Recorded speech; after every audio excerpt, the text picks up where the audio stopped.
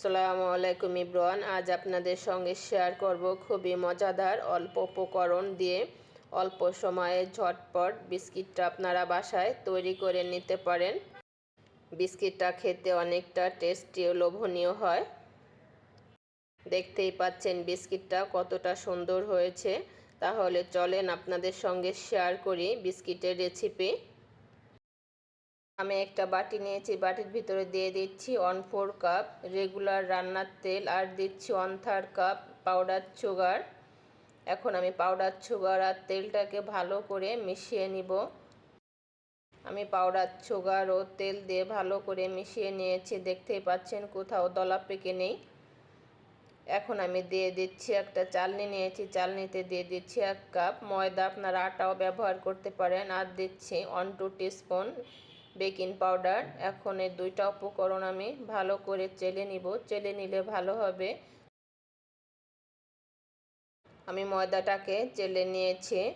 এখন আমি একটা প্যাচলার দিয়ে ভালো করে উপকরণগুলো মিশিয়ে নিব, কোথাও যেন দলা পেকে না থাকে, ভালো করে মেশাতে হবে। এখন দিয়ে দিচ্ছি আমি 1/4 কাপ সুজি, সুজিটা দিয়ে ভালো করে মিশিয়ে নিতে হবে।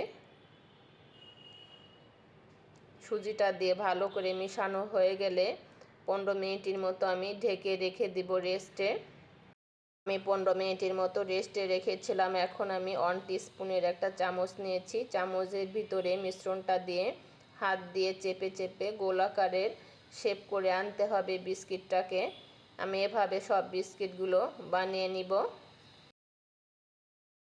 দেখতেই পাচ্ছেন আমি সব বিস্কিটগুলো বানিয়ে নিয়েছি। এখন একটা আমি চামচ নিয়েছি, চামচ দিয়ে বিস্কিটের মাঝ বরাবর এভাবে ডাবিয়ে দিচ্ছি, সব বিস্কুটের মাঝ বরাবর ডাবিয়ে দিচ্ছি। এখন একটা আমি ডিমের কুসুম নিয়েছি, কুসুমটাকে ভালো করে ফেটে ব্রাশ দিয়ে বিস্কিটের উপর দিয়ে মেখে দিচ্ছি। এখন আমি বিস্কিটের উপর দিয়ে কিছু তিল ছিটিয়ে দিচ্ছি। আপনারা যদি মনে করেন যে তেলটা দিব না, তাহলে এটা স্কিপ করতে পারেন, নাও দিতে পারেন। এখন আমি 180 ডিগ্রিতে 15 থেকে 20 মিনিট বেক করে নিব ওভেনে, আপনারা চুলায়ও বেক করতে পারেন।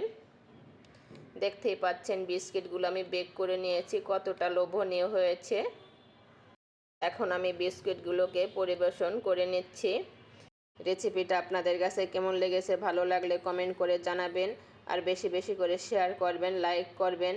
আর যারা এখন আমার ইউটিউব চ্যানেলটিকে সাবস্ক্রাইব করতে ভুলে গেছেন, সাবস্ক্রাইব করে রাখবেন, আর ফ্রেন্ড ও ফ্যামিলিদের সঙ্গে শেয়ার করতে ভুলবেন না।